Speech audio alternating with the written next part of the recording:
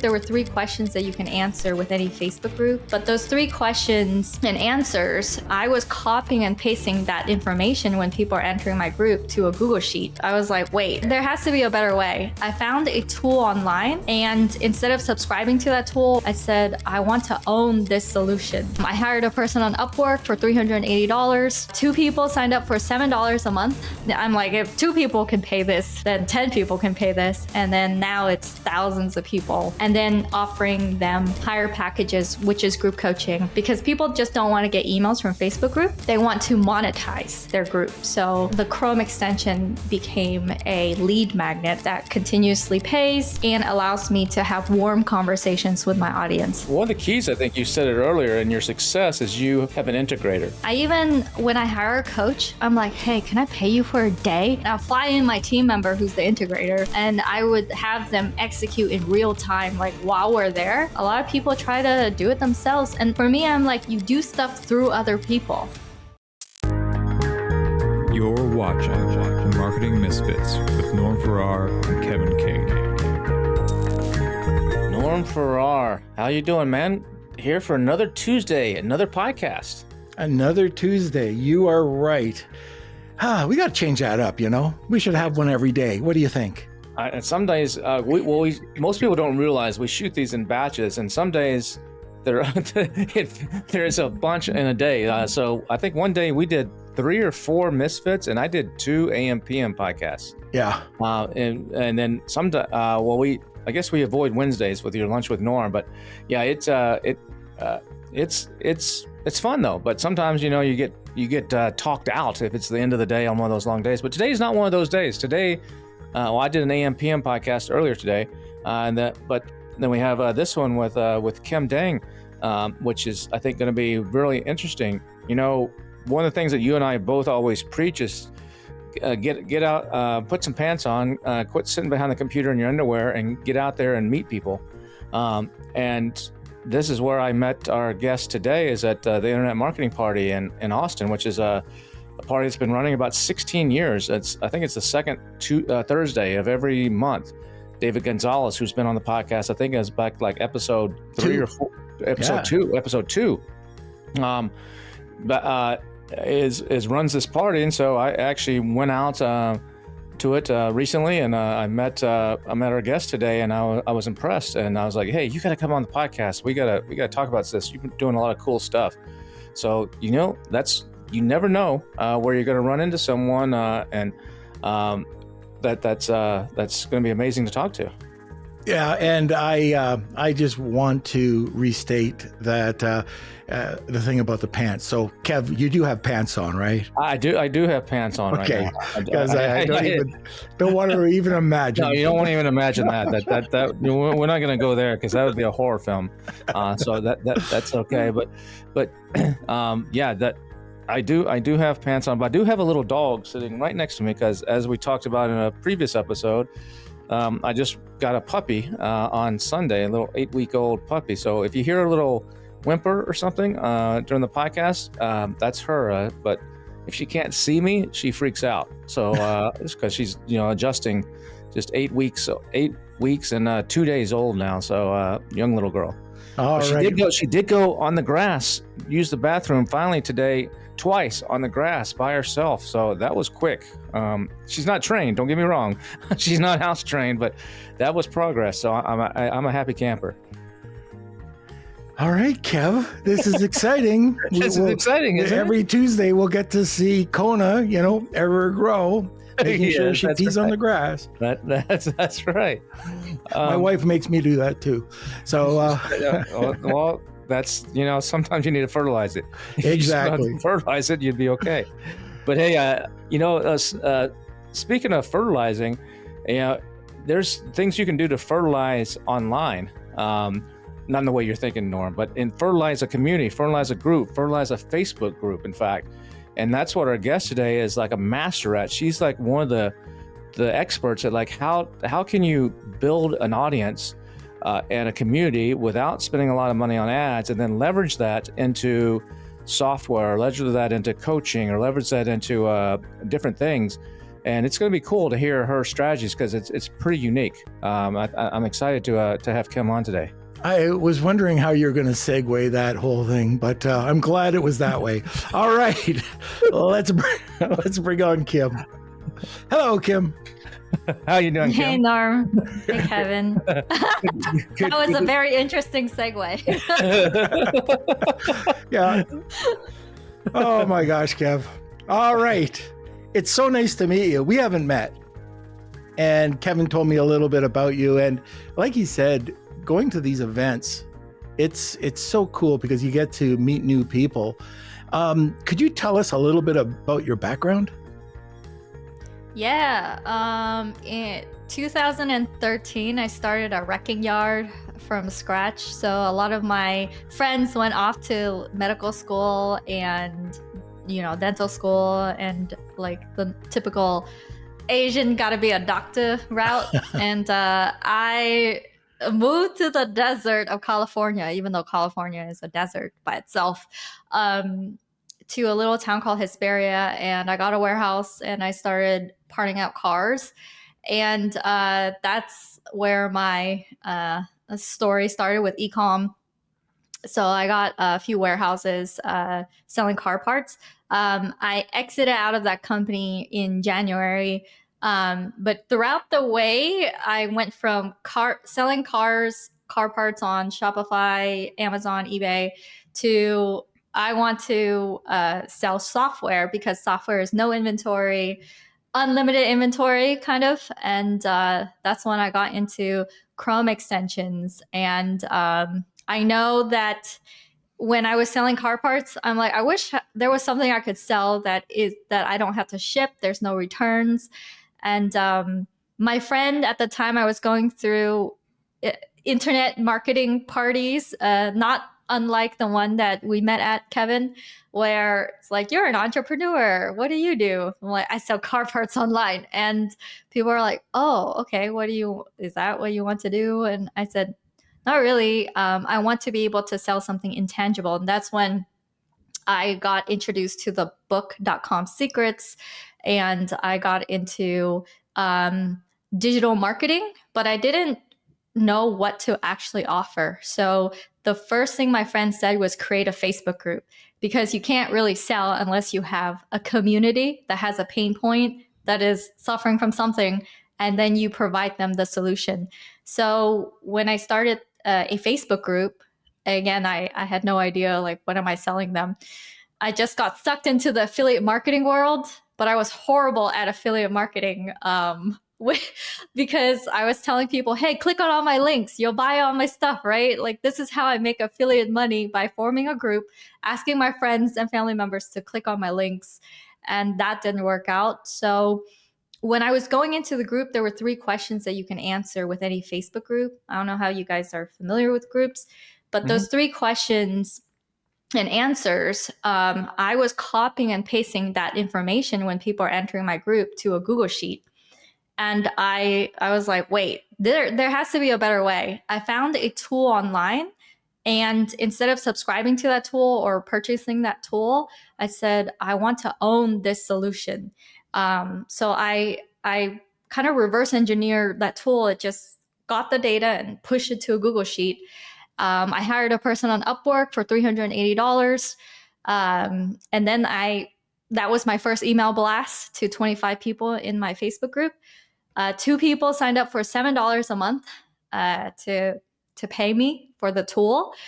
And 2 people became 10, I'm like, if 2 people can pay this, then 10 people can pay this. And then now it's thousands of people paying for that solution.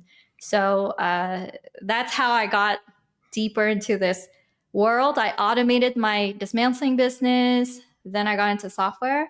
And as you know, if anyone touches Russell Brunson's world, everything leads to having your own offer, your own high ticket program, your own community. So that's what it led to, creating live events for my people who subscribe to my software, and then offering them higher packages, which is group coaching.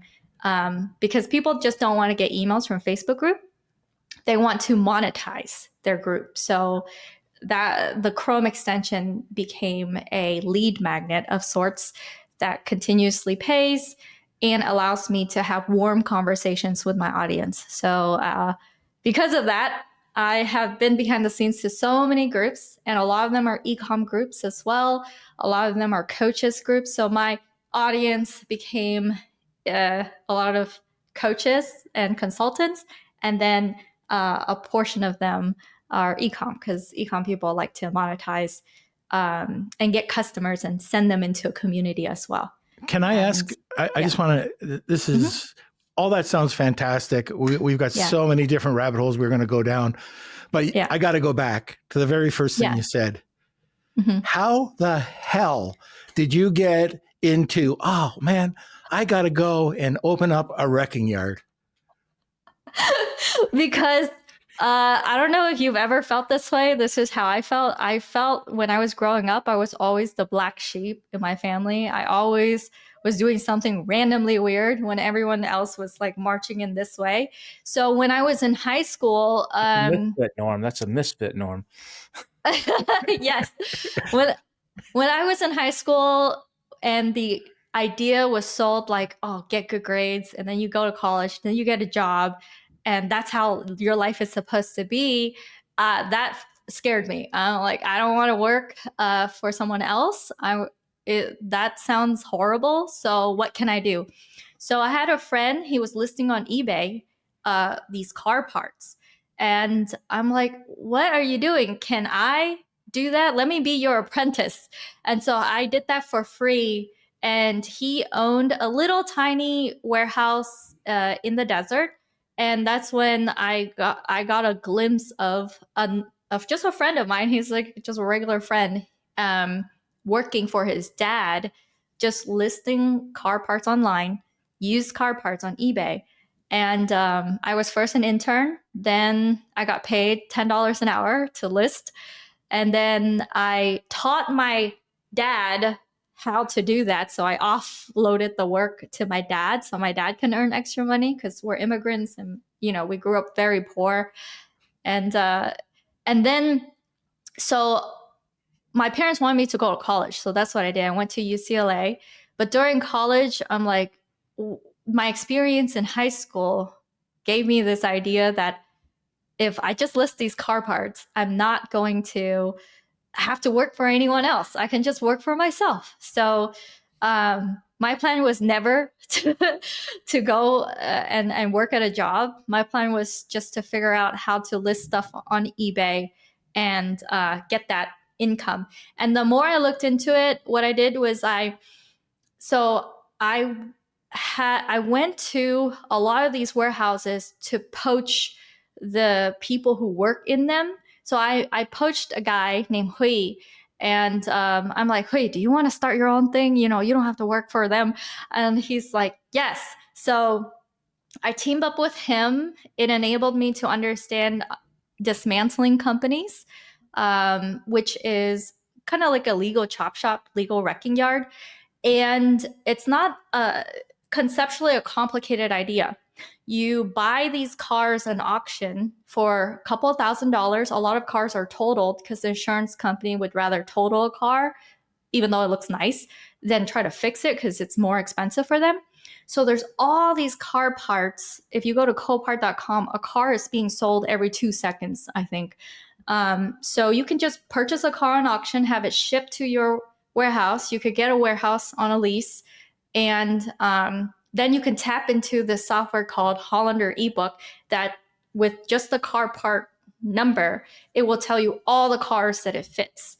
So conceptually, it's not like a complicated thing. You just buy a car, and the cars you can purchase for a couple $1,000s for an older car. So I would buy like a 1992 Mercedes, you know, and then have it shipped to the warehouse. And from there, I hired people on Craigslist to take apart the car, because there's tons of just people that they like to wrench, so they'll take it apart. And then I hired one person to take a picture of all the car parts, clean it, take a picture of it. And that's when I found out what Upwork at Elance was at the time. I'm like, wait, I can just hire a random person online to look up these car parts, remotely enter a computer that I have at the warehouse to log into the licensed Hollander ebook software to go and find all the cars that fit that one part, so that now if someone buys the car part, it's going to fit their car. So after college, I moved back home. I got a few cars to ship to my dad's house. He was mad at me because he's like, "You're supposed to become a doctor. Like, what are you doing moving back in?" And I was like, "Dad, I don't want to work for other people. So let me save up all the money that I can make." Like, I had to, make some kind of money to buy these cars. So I took a job for a year. And I remember the job that I took was because I got like a UCLA grad degree. They're like, "Oh, okay, I can hire you."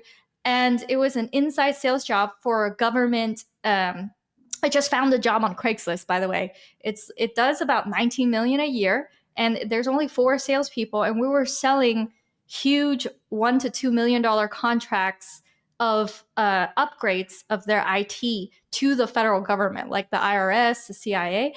And these, sales reps, they're just like, they just have that relationship with the government. And I just, typing all day, providing them quotes from Dell and, Trend Micro, all these like third-party sellers, selling these $1 to $2 million contracts. So anyways, I was an inside sales rep. So I was their keyboard monkey person, just trying to put it together, send a quote. We would win some of the contracts by the government.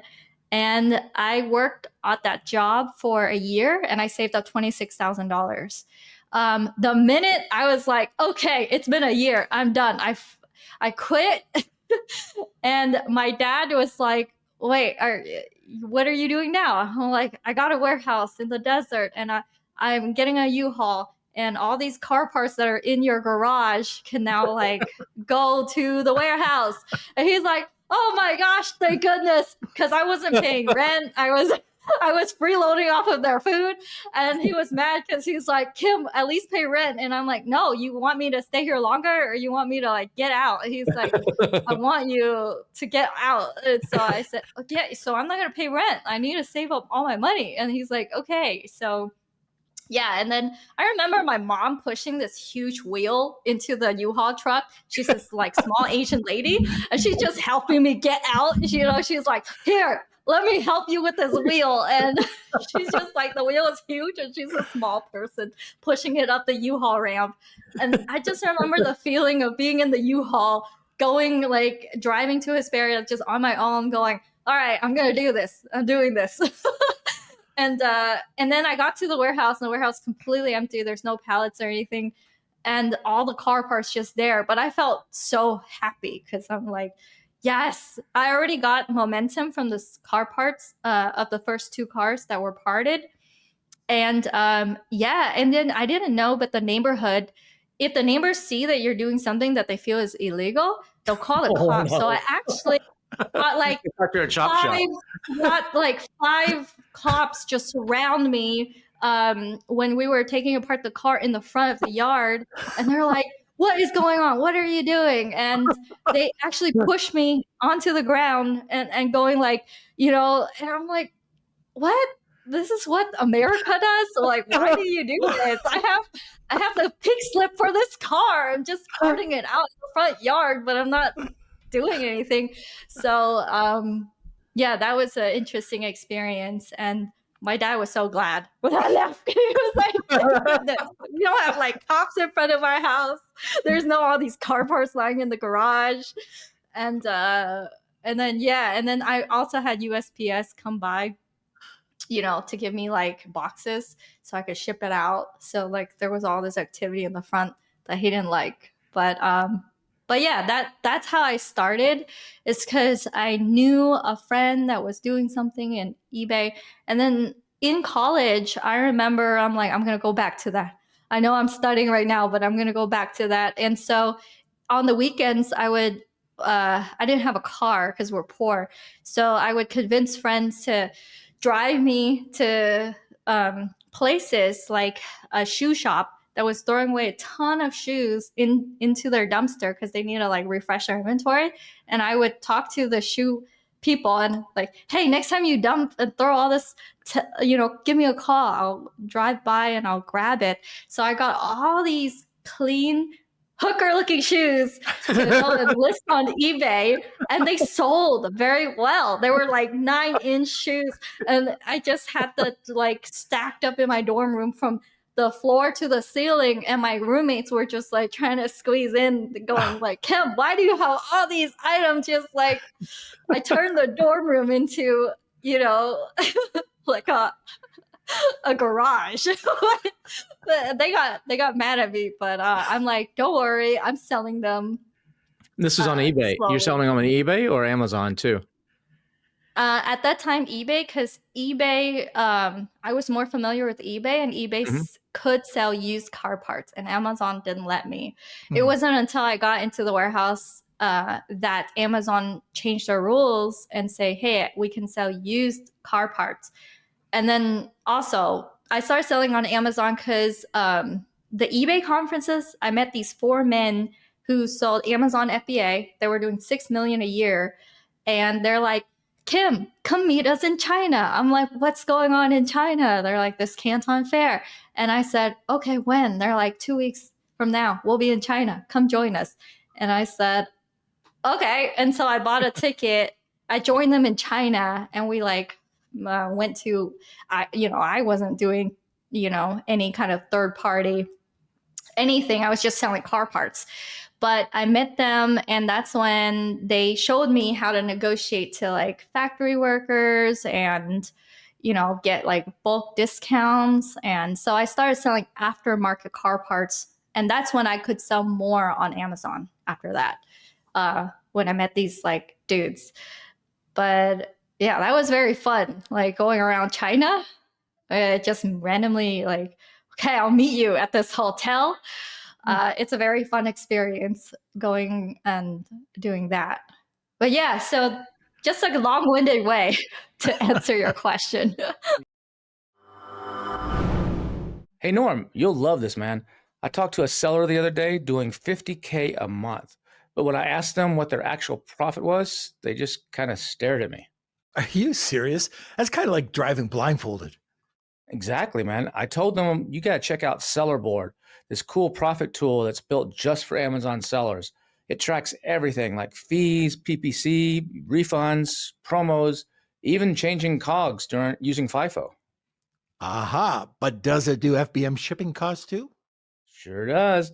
That way you can keep your quarter 4 chaos totally under control and know your numbers, because not only does it do that, but it makes your PPC bids, it forecasts inventory, it sends review requests, and even helps you get reimbursements from Amazon.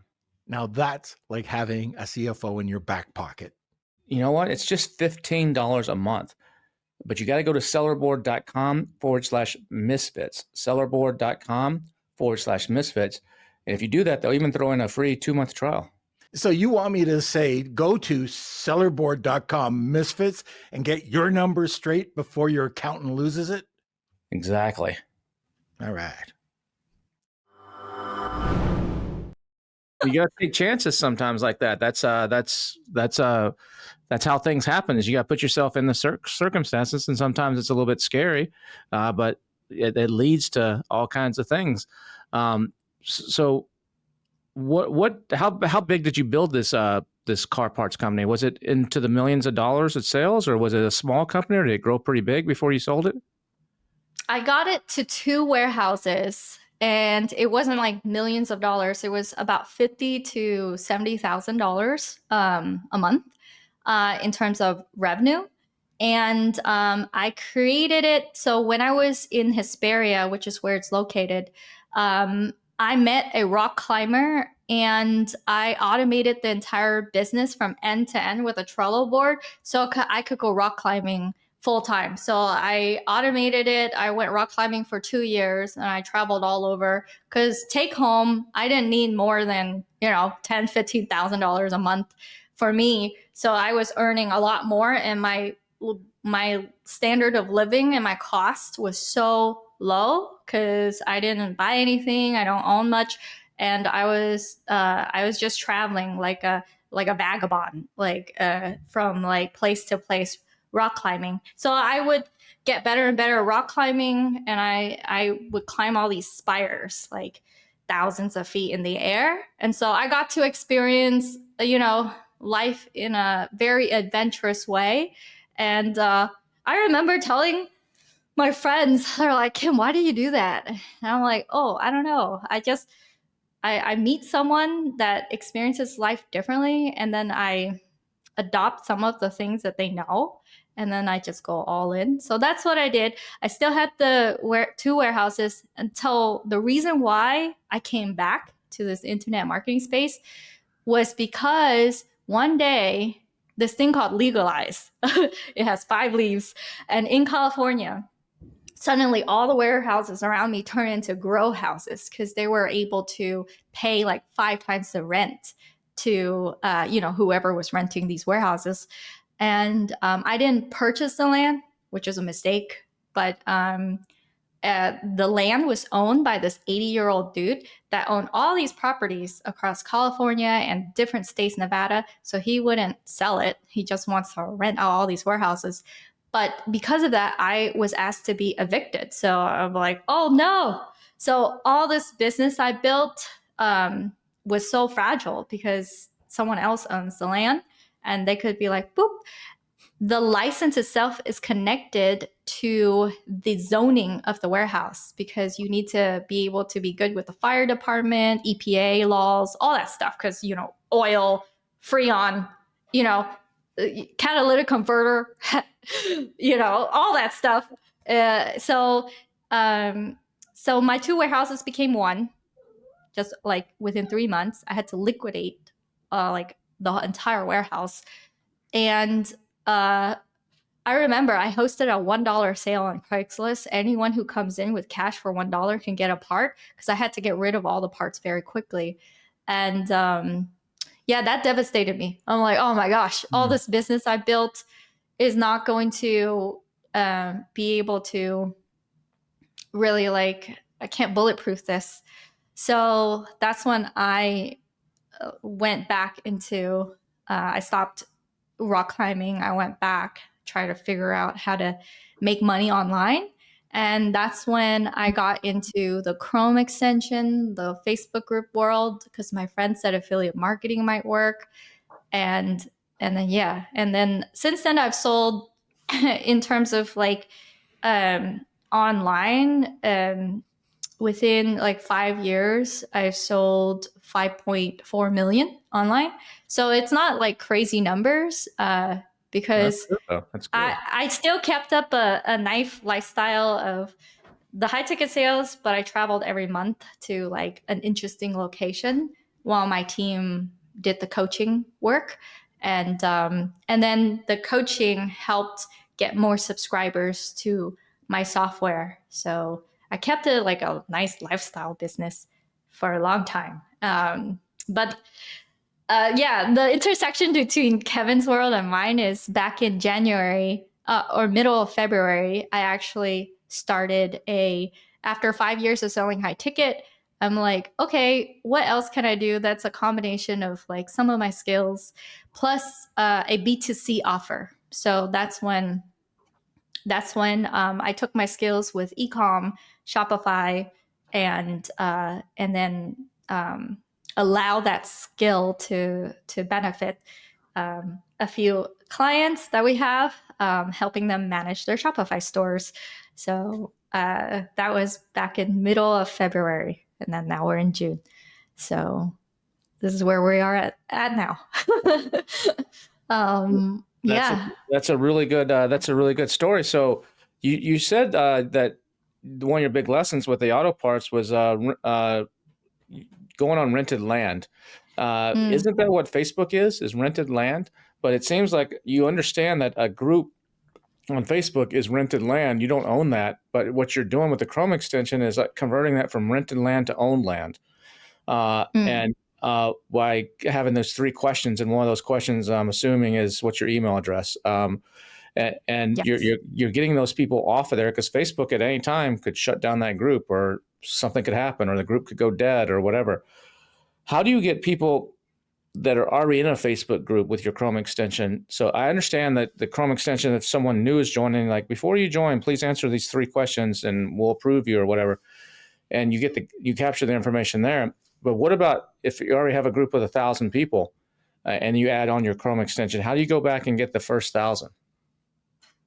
So the Chrome extension doesn't collect the existing 1,000. It only collects the new people coming in. There's all these strategies that you can deploy for the existing one, like giving away freebies, giving away lead magnets to the existing people. It's like, who here missed my training on XYZ? That'll be like, me. And then you can go and say, DM me for the link, or the link is below. Go ahead. And it would be an opt-in, and you can get their name, email, and phone number that way, because people have FOMO. And then also, so I mean, there's so many ways you can get the current email, but it's definitely not through the tool itself. The tool won't help you get existing clients, existing emails, just new people coming into the group. What was the name of that app? Or it's extension? called Group Convert. It allows you on the to screen convert there, your no? group. What's that? Yeah. Oh, It's yes. right by your name, It's right on by the your screen. name, right by your Okay, name. very good. So basically, it takes that information and scrapes it into and puts it into a Google Doc for you, and then it's up to you to take it from there to Klaviyo or Mailchimp or whatever you're doing, or whatever your CRM is. Yes, it goes and it pushes it to a Google Sheet. From Google Sheet, you can use Zapier or Make.com to go and automatically send them an email. And something ninja that you can do, because I would like to share ninja tricks on podcasts. Something you can do is the first email that they get is a messenger chat URL, or a URL that gives them that freebie but delivers it in a conversation. So you can use ManyChat URL as like, hey, welcome to my group. Here's a link to the freebie. They click on it and it opens up a conversation with your chatbot. And that conversation gives them the lead magnet, but also qualifies them. And with AI now and integration with Go High Level, you can like schedule a call with them. That's like a discovery call. So that there's lots of automation that can happen after you get their information. But I like to keep the software very basic. So the most it does is it collects the emails, pushes it to a Google Sheet, and then sends a first message to your group members. When your group members are joining, it'll send a message. And it will differentiate between, if you have like 10 different groups, it'll differentiate a different message between each group.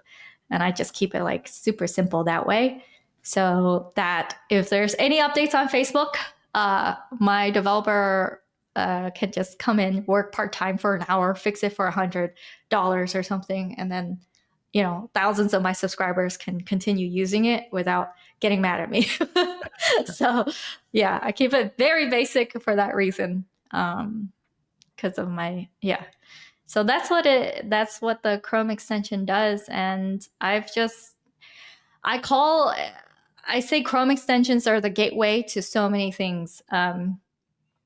It's like behind the scenes to so many clients, because so many people like a tool, and in their eyes, you're a software owner.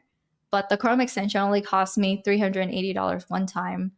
And I can turn around and have people subscribe to it for $10, $15 a month, $97, all these upsells, cross sells. And then they're reminded of me and their world every month. And then most people, if you look at the screen, only have like 3 or 4 Chrome extensions max. So you're also, you have vision real estate. You're not competing against the millions of websites out there where they have to remember. It's just you have a little tiny logo that sits on their screen that they visit frequently if it is like a productivity tool. So I like the world of Chrome extensions. And what other ones do you have besides the one that does the Facebook group scraping? Yeah, there's Charlie CRM. It lets you tag messenger messages so you know who is messaging you, who's a friend, who isn't. It also sends a message that's saved. I have one that clones ClickFunnels pages 1.0 to 1.0. I can't do 1.0 to 2.0. Tried doing that, but ClickFunnels like blocks that. They have pretty strong security.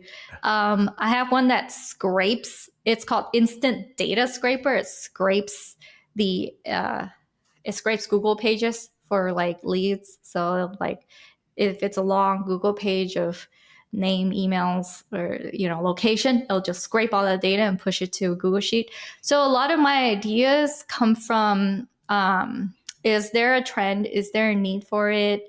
Is it something they'll use frequently all the time, like they're clicking on it every day? I even have one that can save Facebook ads.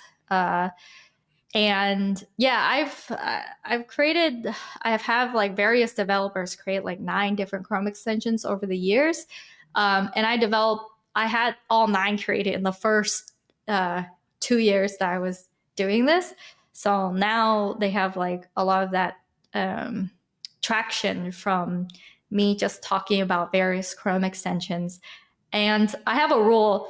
If the Chrome extension is something that people don't like to hear about, or not don't like to hear about, but ClickFunnels emailed me a cease and desist for my cloning extension, then I don't publicly say that. Like, if you know me, then you can get it. And so I have a whole group of people using it that's like, you need to contact Kim. You can't get this tool by going to a landing page and purchasing it.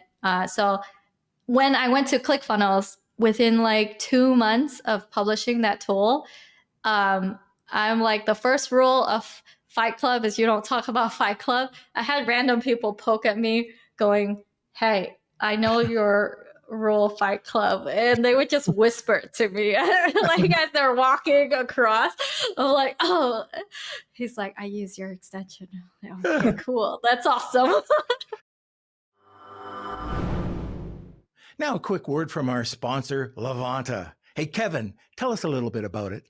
That's right, Amazon sellers. Do you want to skyrocket your sales and boost your organic rankings? Meet Levanta, Norm and I's secret weapon for driving high-quality external traffic straight to our Amazon storefronts using affiliate marketing. That's right. It's achieved through direct partnerships with leading media outlets like CNN, Wirecutter, and BuzzFeed, just to name a few, as well as top affiliates, influencers, bloggers, and media buyers, all in Levanta's marketplace, which is home to over 5,000 different creators that you get to choose from. So are you ready to elevate your business? Visit get.levanta.io/misfits. That's get.levanta, LEVANTA.io/misfits, and book a call, and you'll get up to 20% off Levanta's Gold Plan today. That's get.levanta.io/misfits. So that's why you're at. So you got 2 comma award from ClickFunnels, and then they didn't like something. So now you said you're using Go High Level now. So okay, I get it now. But I use both. what was that tool you said that scrapes the contact info? It's called Instant Data Scraper. I just released that. I think January or earlier. It's on the Chrome Web Store. I have a use for that right now, so I'm gonna check that out. Yeah. I just want to know, do you have a Chrome extension for hooker shoes? Hookershooshop.com. Hooker shoes. I don't know how else to describe it. It's so colorful, and that's awesome. So where did your travels? You said you traveled around for a while. Where did they? I remember when we were talking, you said you were in Medellin for a while, but where else did you end up traveling? What part of the world did you see? A lot of Southeast Asia, because of the Canton Fair. I like revisited the Taiwan, China, many places of China, rock climbing. There's a really beautiful place called Guangzhou in China where you have to hike up this really steep hill, and then And then the rock climbing is this arc. If you type China Guangzhou, I don't know if you can spell that, but China rock climbing with the word G, there's this huge arc that you can climb up and kind of like underneath, holding these big, taluses. And in the background are thousands of mountains. So it's a very beautiful view. And so for me, the traveling was for a lot for rock climbing and a lot of it for masterminds. The masterminds were local, like Miami, like Idaho has rock climbing, Nevada, Red Rock, and just a bunch of states in the US. In terms of traveling overseas, Medellin, Colombia. I went to Cancun, Chile. That was a very interesting place. Mhm. In Chile, I find out that you can, get access to recreational drugs through Grinder, which I didn't know. But that's something that in Chile I found out. I was like, "What? You're using Grinder?" He's like, "Oh yeah, I want to get some shrooms," and I'm like, "Okay, through Grinder." But yeah, You make a Chrome extension for that?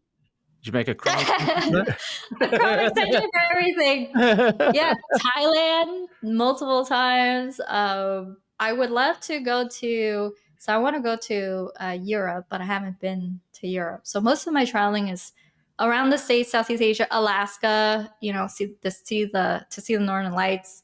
The cool thing about being able to make money online to me is one, preservation of it's a very it's not stress free. I don't know if it's really stress free, but it preserves your sanity in so many ways because you get to fully live the life that you want to live without someone going, like I've never experienced office politics in my life and I've never been in the corporate world. So I just don't know what that feels like. I also haven't driven a car for steadily for like the past 7 years because I Uber everywhere I travel. So it's like I just don't even experience like road rage, So I feel like it's such a great life preservation type of like vehicle. So yeah, and then I traveled to Argentina. Just so many places. And the reason why I like going to these different places is because I like to experience like the fancy side. So when I traveled to Thailand, I would stay in a beachfront like resort place, or I would stay in an island, Koh Lanta, and I would be like at the beach. But I would also go and spend 3 days in a hut in a village, just like sleeping in this like nasty ass tent. But to be among the locals and to play with the elephant that they have. So I like to experience both. Like, in Miami, I lived in a penthouse for 2 years. And so I experienced like the penthouse lifestyle. My roommate owned like a Ferrari and all these like nice cars. And they would throw these like $4,000 like parties, like just spend 4,000 for just like a apartment party, a penthouse party. And so the world the world kind of comes to you and you get to experience that. But I also like, traveling to other places and just experiencing different things in life. And that's mostly what spurns my travel. So it's the freedom, experience. the freedom that it gives you and the exploration. And it sounds like you have a big curiosity. And so it satisfies that as well. Yeah. My friends say that it's me trying to squeeze all the lemon out of the lime of life or whatever. The lemon, life gives you lemon. Nothing wrong with that, right, Norm? Right. Nothing wrong with that. Also, I'm kind of curious about your travels, but in a different way. I've done a lot of traveling and I had to maintain a business. And I had to maintain every aspect of it. I had good people, but how did you do that? How did you maintain, the bookkeeping? I know you probably had SOPs, the marketing, the sales. How were you on that? Yeah. Good question. So, bookkeeping, I hire a bookkeeper from the Philippines. I have a CPA from California.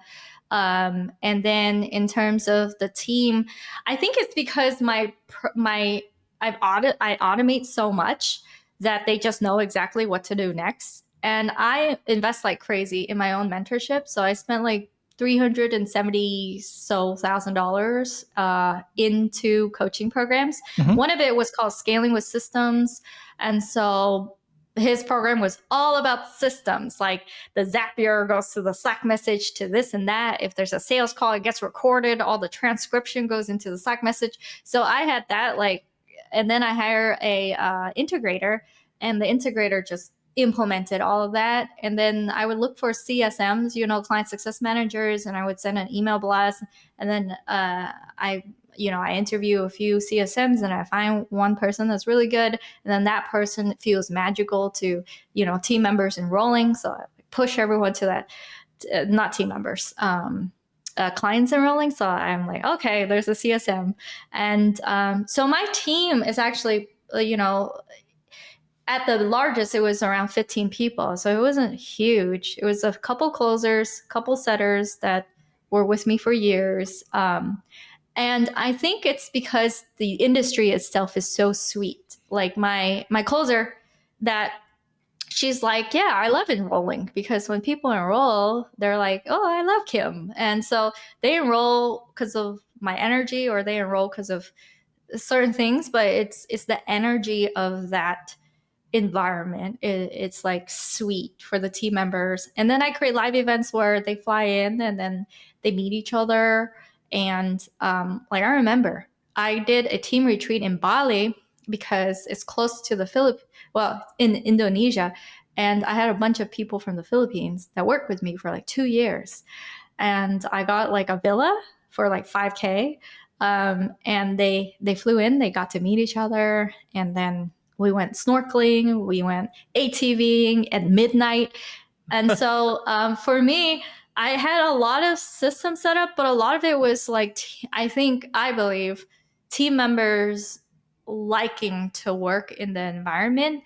And because I've had like these 5-day challenges running in my group to enroll people, along with a video sales letter, and then running ads to that, I felt like my team members were constantly being indoctrinated into my messaging, into like the mission, just like as a side thing, like as part of my marketing. They're just like, just every single month they see the same, like they see the story.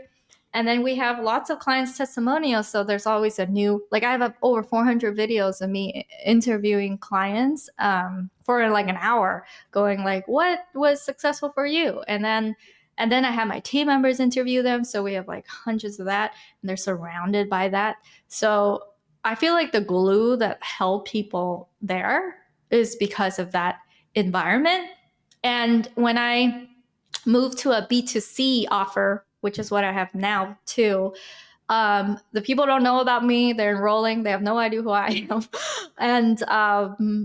And it is a different kind of like that's a different set of team members too, that I'm like, wow, it's a whole different world over there compared to this world. So for me, I think, what is it?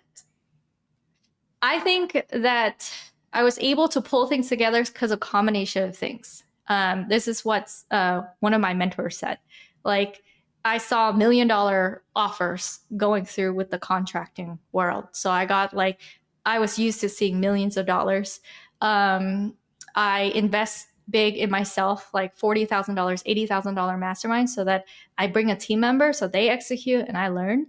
And then it's also a combination of like climbing for 2 years, rock climbing, like hundreds of feet, thousands of feet in the air, where I would climb like all day, all night to come home at like 2 a.m. in the morning to the car. And there would be bears and all that stuff. So I got a combination of like that courage and and a lot of things that would probably like mentally block someone. To me, this is a thing that I've always felt like growing up, which is the world bends for you, the world works for you, things come to you, and then you just flow through it like water. And I've always had that in my head, even though no one was like, Kim, listen to this motivational thing. Like, I've only been opening myself to Tony Robbins and Joe Dispenza like last year. But like before all of that, I was just isolated in my like world of rock climbing, or, you know, going to conferences for dismantling people. So I had all these men who are like, let's go clubbing. And I'm like, no, I'm going to go back to my hotel and go to sleep. Like, I'm not going to go clubbing. But yeah. Are you looking to quickly boost new Amazon product launches or scale up existing listings to reach first page positioning? The influencer platform Stack Influence can help. That's right. Stack Influence pushes high volume external traffic sales straight to Amazon listings using micro influencers that you only have to pay with your products. They've helped up-and-coming brands like Magic Spoon compete with Cheerios for top category positioning, while also helping Fortune 500 brands like Unilever launch their new products. Right now is one of the best times to get started with Stack Influence. You can sign up at stackinfluence.com or click the link in this video down in the description or notes below and mention Misfits, that's MISFITS, to get 10% off your first campaign. stackinfluence.com. One of the keys, I think you said it earlier, in your success is you have an integrator. So a lot of people go to conferences, they join 30, 40, $50,000 masterminds, and they go and they hear cool stuff, or it can even be just a regular conference, it's $1,000 conference, and they don't implement it. They don't implement anything. And maybe they learn something like, this is cool, now they know something different, but they come back and either try to do it all themselves, or they just don't do any of it. So I think that's a key is having an implementer, that you see the big vision and you see how the pieces work together. You're like an executive producer of a movie, and then you have someone that's actually the director doing all the shots under your guidance. And I think that's something that a lot of people probably don't do. 100%. When I hire a coach, I'm like, hey, can I pay you for a day? And they're like, what? This is our coaching program and the one-on-ones are expensive. I'm like, let me pay for you for a day. How much does it cost? They're like, $20,000 wire. And I'm like, okay. And I wire them $20,000. I fly in, and I'll fly in my team member who's the integrator, and I would have them execute in real time, like while we're there. So I fly in, we execute in real time together, and then I fly out, and and then so we like finish that thing. Like masterminds as well, like flying in, even though the mastermind is huge, like 40 people there, I would have my integrator sitting next to me. And I would take them through adventures too with me. So one time, one of my mentors, he's fairly wealthy. He's like worth, I don't know, upwards of 20 million. And the world bent to him too. So we had people rent Lamborghinis to just drive him from the airport to our like Airbnb location. So because of that, there was all these like moments to experience. And I'm like, hey, my integrator, buddy, let's go drive this car. And I would like hand him the keys, and he would drive, and we would drive around. So I would always integrate my integrator into like adventures. So next time I'm like, hey, I hired another coach. We're going to do this. They're like, okay. And we'll just fly into wherever. And I would pick locations that are cool, like Beverly Hills, like a mansion, 8-room mansion on top of Beverly Hills, or like some really interesting places. So we're not like working in a drab, co-working space. We work like trying to like figure stuff out. It would always be like some Airbnb location that we can rent for, a couple $1,000s for a few nights. And that would be a whole experience. Even shooting ads. But yeah. But yeah, yes, 100%. That's what people should lean into too, because a lot of people try to do it themselves. And for me, I'm like, you do stuff through other people. Like if you're a good person who can speak and communicate, you get things done through other people, and you're kind of like a conductor of human energy, when you're like running your human energy conductor of a person. So do you have a different integrator for each of these masterminds or each of these things, or is it the same person, or is it a team? It's usually 1 to 2 people, and it's usually the person that's the main integrator for the company at the time. So I had one integrator, his name is Michael Rosenberg. Shout out, Michael. He was my integrator for 3 years before he went nomadic. He started traveling the world with his girlfriend, and he just didn't want like a regular job after that. And then now I have Juan and Yahya as 2 of my integrators.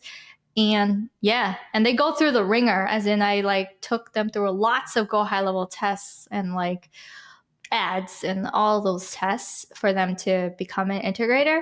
And sometimes I see an integrator as a glue person. So I call them glue people.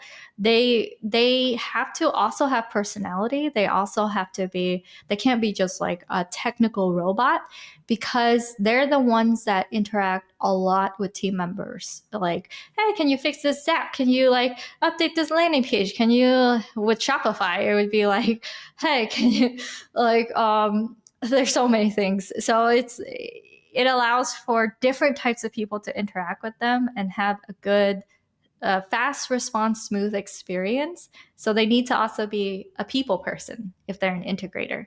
But yeah, usually 1 or 2 people. And if I'm traveling somewhere, it's 1 person.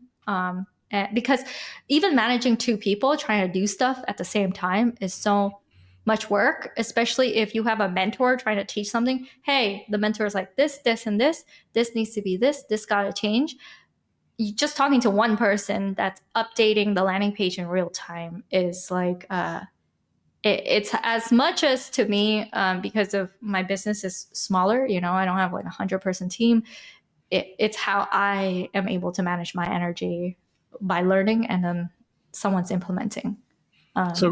I wanted to go back to the Facebook groups and something that's I've had a challenge with, but how do you balance like your community value with your monetization? Community value with monetization. So I have a smaller group that knows that they're going to be pitched. And in the smaller group, it's going to be like a webinar or a 5-day challenge or a 3-day challenge. But when they come into the smaller group, it's just for that. So you have a big group that's a nurture group where people are not pitched all the time. And then a smaller group that's just a pitch group. And the cool thing is people, my clients think that, don't people get tired of pitching? No, they love to hear your offer over and over and over again, because the 5th time they hear it, they're going to enroll, or the 6th time. So in fact, you want that pitch group to be super active. You want to always offer an offer, either your core offer or whatever ancillary offer you have in that pitch group. And if they want to escape, they can come back to the nurture group. Mm-hmm. What's an example of how you would break those? I know behind the scenes you call it the pitch group and the nurture group, but you don't call it that in Facebook. So what's an example of like one's I don't know, the sewing ladies group, and that's the nurture group, and the pitch group is the I don't know, unique fabrics group, or how do you work that? Yeah, so the pitch group would be the name of the training or the webinar. It would be the name of it, so people can go and find it very easily online. Okay, and then the nurture group would be the name of the community itself. Yeah. So you have a main group that's the name of the community, and then you're like, hey, we're doing a webinar on this date. Join this. Join this. Some people do this on WhatsApp. They'll say, join this WhatsApp channel for this training or for this whatever, and that becomes so that they can ask additional questions or whatever it may be, or talk to each other about the Okay, I get it now. Okay, that's smart. Yeah. Yeah, and the pitch group is it's a funnel in order to open up a conversation. So everything pushes it to like, did you have your challenge concierge? Are you connected to your challenge concierge? Check your other messenger messages, check your Telegram, it's always pushing them to open up a conversation.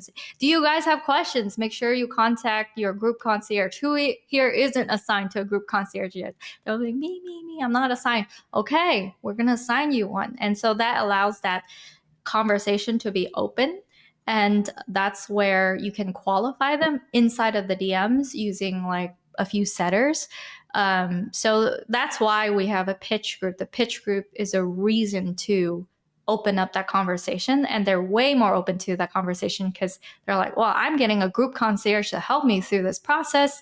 You know, I have that like VIP support in here, and it makes them feel special versus like just a general nurture group, you know. So that's why I push people from the nurture group. For to people the that are pitch group. listening, for people that are listening that don't understand, or maybe they haven't heard these terms, can you tell them describe what a setter is and what a closer is? A setter is a person that's dedicated to scheduling in a conversation with your team. So not everyone in your group is qualified to work with you, you know, or even should work with you. So as people are coming into your group, you want a person dedicated to saying, okay, this person's, you know, we can have a conversation with this person. This person, stay away from this person. This person is not you're not going to be able to help this person right now in their journey. So that's what a setter is as a term. And it's currently my term. There's a lot of like terms out there. There's it's a common modern term. SDR and all the other things. Yeah, it's a term in the world that I know. Yeah. It's probably sales rep in like another world that I'm not familiar with. I don't know. But yeah, that's what a setter means. And what was your other question? Another Closer. phrase? What's the closer do? Closer is a person dedicated. They're not running around scheduling calls. They're just dedicated to having conversations to allow the other person to say yes to themselves. So it's a conversation that allows your client to understand the true cost of them being stuck and the true perspective of why they should get help if it is a good fit and they want to get help. So, because a lot of times people come with excuses, with a bunch of things, you know, with stories that they have in their head about why they should stay where they're at or why they should be more comfortable. And a good closer is a person that can have that conversation to kind of like shed away all of their, you know, all the stories surrounding them so that they can actually see in order for them to make a clear-headed decision for themselves. So that's how I describe a closer. That's good. That's very good. Very good. Mm-hmm. Yeah.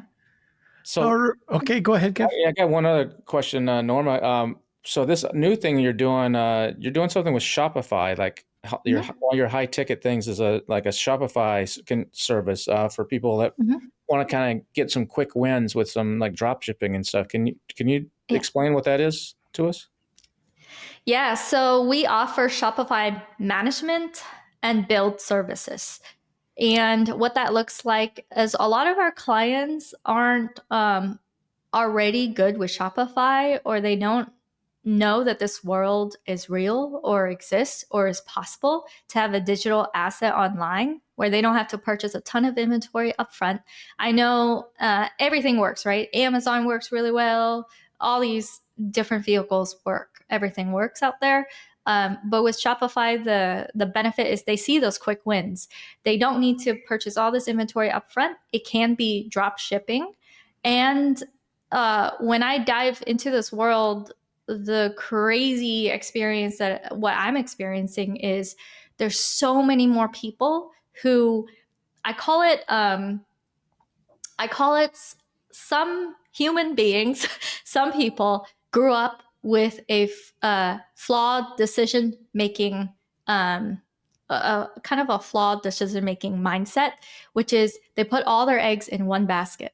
And it's not that it's their fault. It's really how we're kind of programmed into like growing up. We're like, get a job, you know, work at the job and then retire.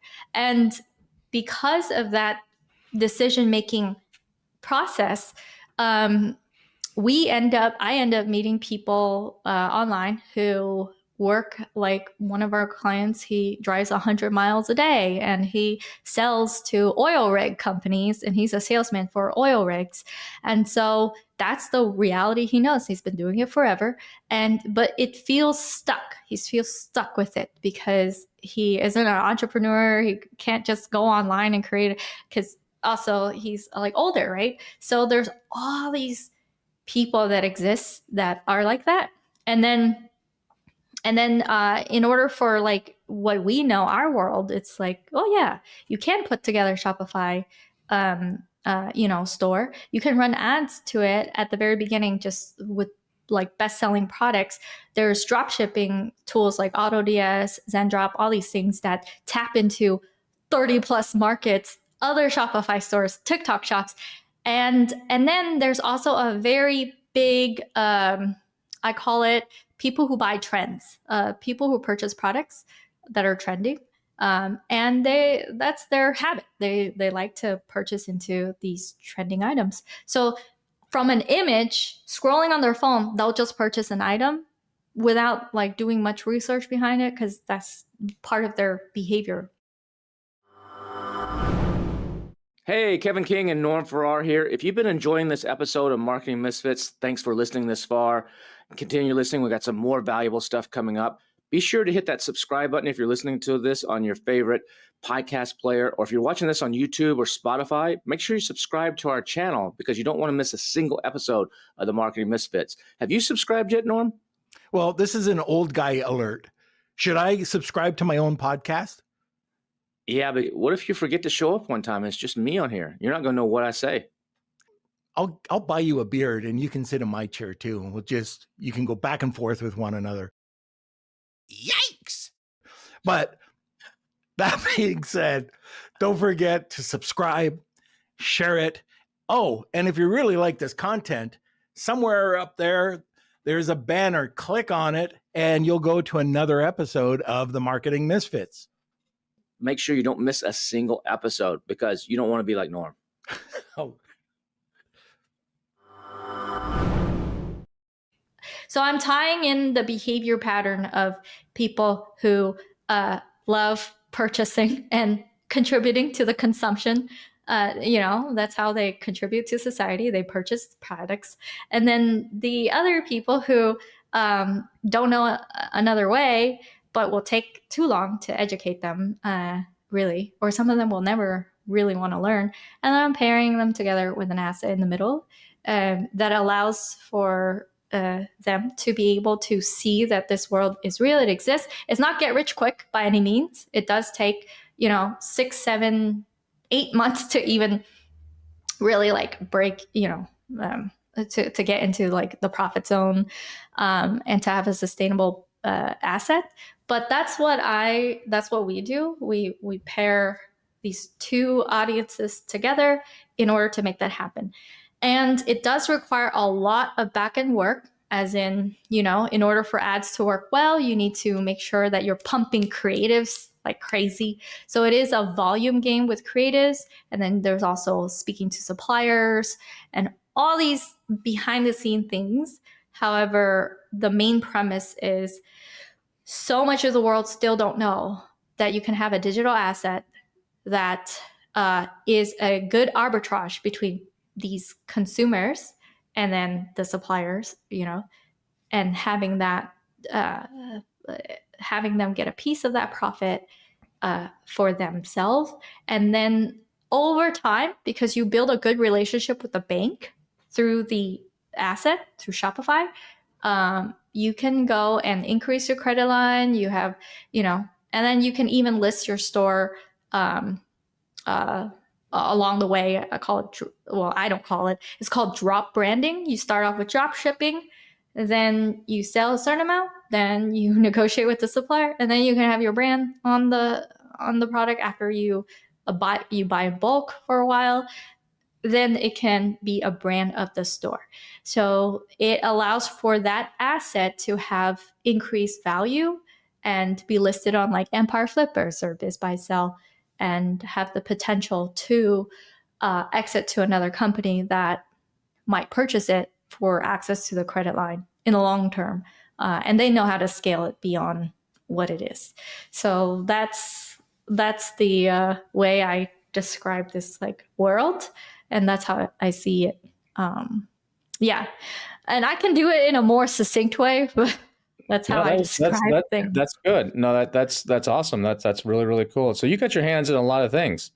And we're glad you could stop by and spend a little bit of time on the podcast today. That's really cool. You need to check out the Driven Mastermind that's in Austin next month. Perry Belcher's Driven Mastermind. Since you like to go, it's a $35,000 a year mastermind, but you can go as a guest for like $1,000. You can DM me. I can get you. I'm in that mastermind. But the next one's here in Austin in July. You would probably get you and your integrator would probably get some good benefit from that. Okay. Yeah, I would love to fight. Like nowadays, what I've been doing is, I hire. So with masterminds, when I enter, I negotiate and see if I can be a speaker. And then 2 is like, I see if I could get a day with them. I don't know. Perry Belcher's, I don't know what his rates are. Yeah, he does. Yeah, we'll talk. I can tell you all about it off here. Cool. Norm, I just want to know one thing. You just want to know one thing. One thing. That's the only thing I want to know is taking that digital side and turning. I want to understand this. Like turning this into a physical side. It's like Kevin and I walking through a hotel, and there's this ice cream machine.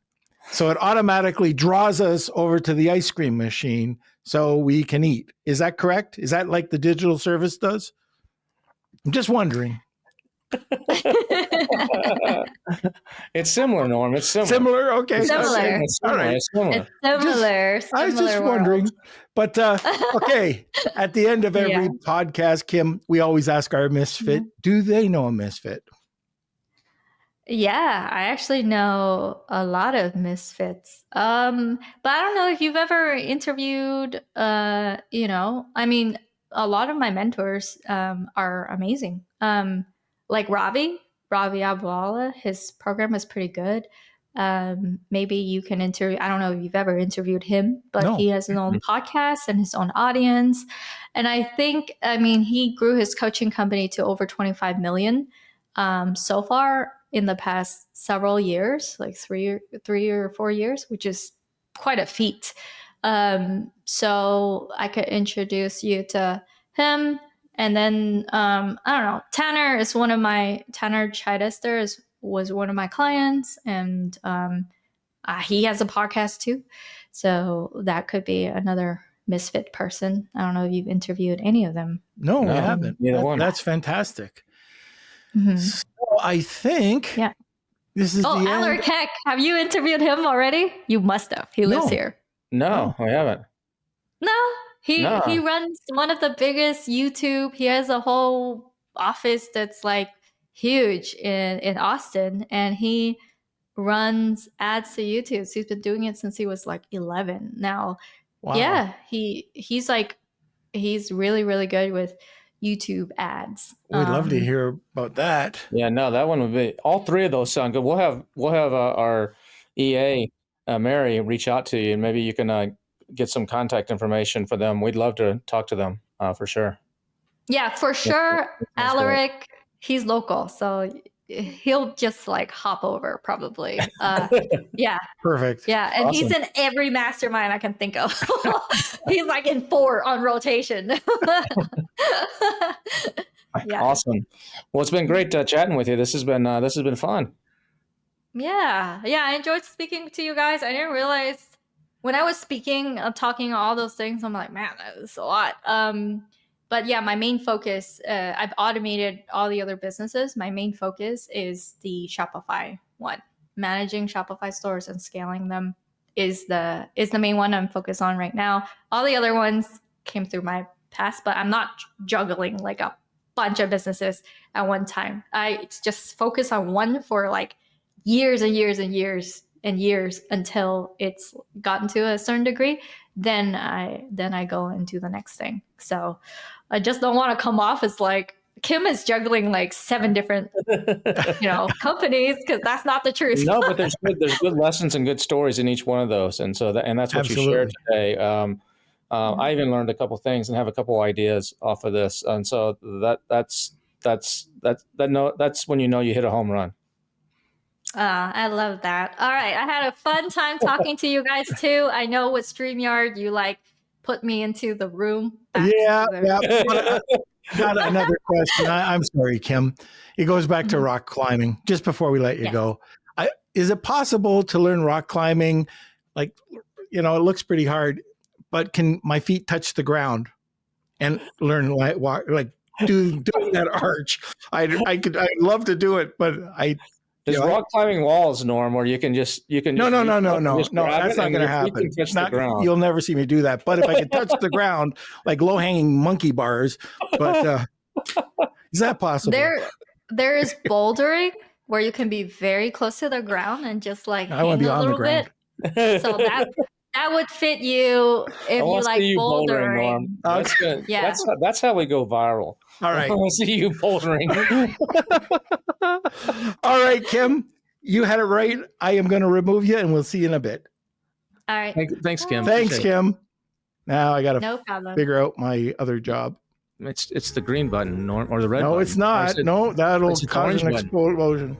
That was cool. Kim's full of energy and full of a really good, very good entrepreneur. Tons of information. Very, very good entrepreneur and very sharp lady. Now it just makes me like want to go and well, we've already talking about it for Dragonfish. We said we need an integrator because you and I have all the ideas and we can't do everything. So an integrator is going to be a key. We've already talked about this a little bit, but it just doubles down on that, and maybe we need two. And that's that was really cool. Yeah, one for the good ideas and one for the bad ideas. Yeah, one for my ideas and one for yours. Yeah, I have the good ones. No,